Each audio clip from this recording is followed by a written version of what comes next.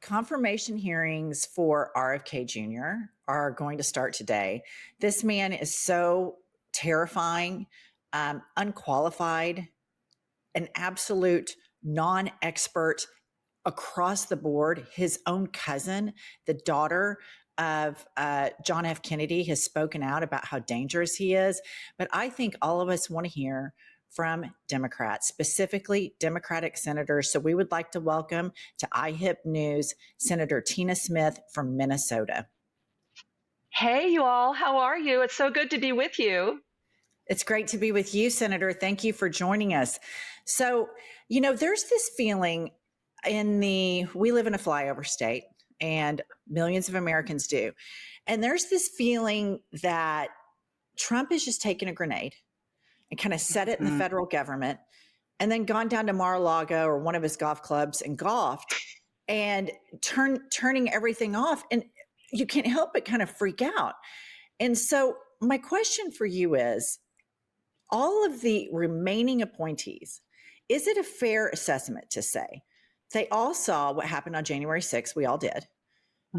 We know that the president pardoned convicted, seditious conspirators, violent people. And that if you're okay with that, your judgment is not as such that you should be in a cabinet of the president of the United States. Mm-hmm. Yeah. Well, first, I totally get that. I'm from Minnesota, which a lot of people think of as a flyover state too, especially if you're going north. And I think there's just this feeling out there of like, what the hell is going on? I mean, literally, I was texting with my dad, who lives in New Mexico, at like 10:30 last night. He's 95 years old, and he was like rage tweeting, like, "What's going on? What are you people doing?" And I'm like, "Oh, Dad, it's terrible."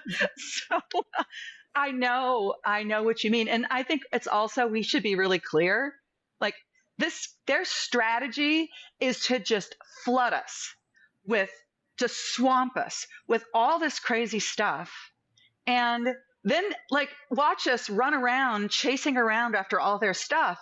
And it's like up to us to be like disciplined and strategic and to go after the things that are just really screwed up. So, a couple ideas about that today. In about, less than an hour, I'm going to be up asking questions of RFK Jr., who wants to run the Department of Health and Human Services. And he's one of the most prominent anti-vaccine advocates in the world. And so, I mean, we've got to kind of marshal our resources here and hold these folks accountable. Let me ask you this.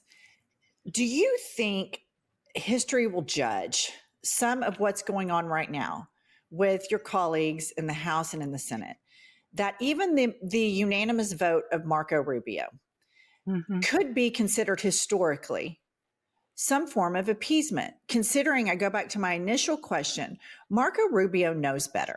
He knows. He knows. Everybody knows he knows. Everybody knows if he was hooked up to truth serum and a polygraph, he would say Trump's a liar and he's dangerous. But he knows that. And despite knowing that, he's going along with the pardoning and all of the illegal acts in which this president is trying to perpetrate. Do you think the Democrats, you and your colleagues, need to have a very firm line of absolutely zero appeasement? And I want to remind you, his top right-hand guy, Elon Musk, just did 2 back-to-back Hail Hitlers. Mm-hmm. Oh, I know it. So, it's such a good question. And it's something that I personally wrestle with all the time, because I look at each one of these votes and I go, like, how am I going to explain this to my kids and my grandchildren, 2 years from now, 5 years from now, 10 years from now? I mean, the epitome of that is the Hegseth vote, this guy who is now going to be the Secretary of Defense. And I really truly believe that he is going to be responsible for the deaths of Americans. Because of his incompetence and because of he has no idea for what we need to do to protect our national security. I felt the same way about Scott Bessent. I mean, I think actually Marco Rubio I think he might be the only cabinet secretary that I voted for so far. And then the other thing that you're trying to wrestle with, I mean, let's take Rubio. Okay, I mean, I disagree with him on a lot of stuff. But I also, you think to yourself when you're making that vote, like he is going to be in the room when Trump is doing all sorts of crazy ass stuff. Yeah. And do I want somebody in the room who I believe has some connection to the rule of law and how it should work? Or am I just going to say, no, he's going to get in there anyway and make it, I came down on that side as saying, yeah, I want somebody in there who I can sort of trust to at least believe in the core values of our democracy. But I want to tell something else that I think is happening right now. Yesterday, the day before yesterday, when Trump did this order basically freezing trillions of dollars of federal funding, obviously illegal, obviously going to have a real hardship on Americans. It's going to hurt Americans in every single state. And I think that sort of flipped something for a lot of us in terms of like, we can't just sort of say, oh, we got to pick our fights here. Like, this is something that we have to really battle and really stand up against. And I think you're going to be seeing that. You are seeing that already. And that's just unacceptable. That could be truly the beginning of the unraveling of our democracy if we don't stand up to it and stop it. Have you found it strange that one of your strange bedfellows in the Hegseth vote is none other than Mitch McConnell?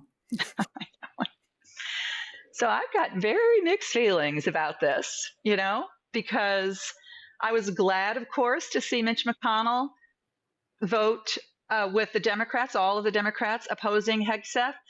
But, he did it at the very last minute.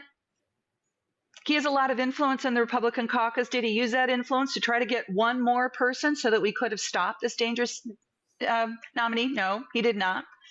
And what about what happened during the second impeachment when Mitch McConnell gave that stirring speech about how awful Donald Trump was? Well, he could have stopped this, and he chose not to. So to me, this is not exactly a profile in courage. I think it is of course, I welcome his vote no on Hegseth, but I take it all with a grain of salt. I don't know how you feel about this, but that's how I see it. I feel exactly like what you said. You're calling it exactly for what it is. It's performative. He's trying to do some sort of history making at the twilight of his career for his own personal record. It was not for the betterment of the country. And I will never, ever, ever forgive him. Ever, as long as I live, for what he did with Obama's Supreme Court pick. I will never forgive him for that, because what the court has done, and I know that you're very active in women's reproductive issues, what the court has done with the overturning of Roe v. Wade has opened up the doors for all of these regressive laws that the Trump regime is pushing down everybody's throats. And I just think it's so important that all of us remember this, Senator. When Kamala Harris came out and she said that she was running, she and the governor of your state, Tim Walz, started calling everybody weird. And all of the Democrats and moderates were so excited. We're like, yes, we can bully conservatives again. Yes, this is awesome. And we've all felt so united. And it was so good. And it was like, we know we're on the right side of history. We know this is the good fight.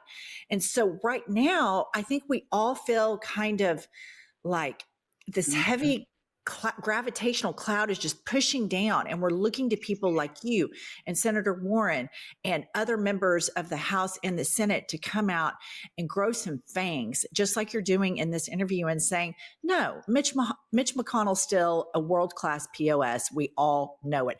We're craving that. We're dying to hear that. Pumps, what do you think?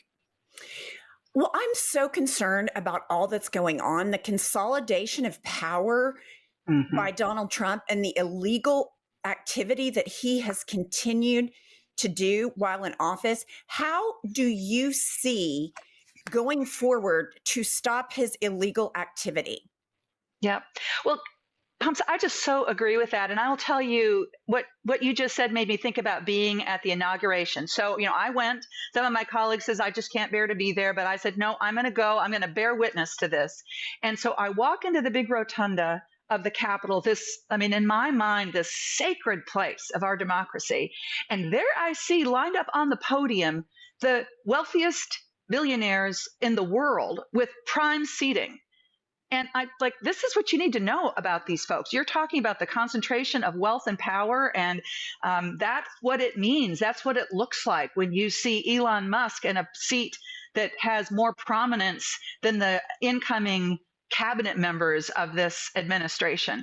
So my view of it is that we need to call it like we see it, and we need to not be shy about speaking out about this. And I honestly think one of the things that happened in this election that we have to be really aware of is that people want to see us fighting. They can see that things aren't working well in this country. They can see that there's this concentration of wealth and power that is helping the billionaires and just holding regular people back. And they want to see Democrats standing up and fighting about that with some strength and confidence and sort of like a little bit of muscle, right? And so that's what we have to be doing and demonstrating. And I mean, that's what I'm doing. That's what I did all day yesterday with this illegal action that the Trump administration took to basically say, we don't care what Congress said. We don't care about Congress passing laws. We're not going to follow those laws. We're going to just do what we say that what we want to do.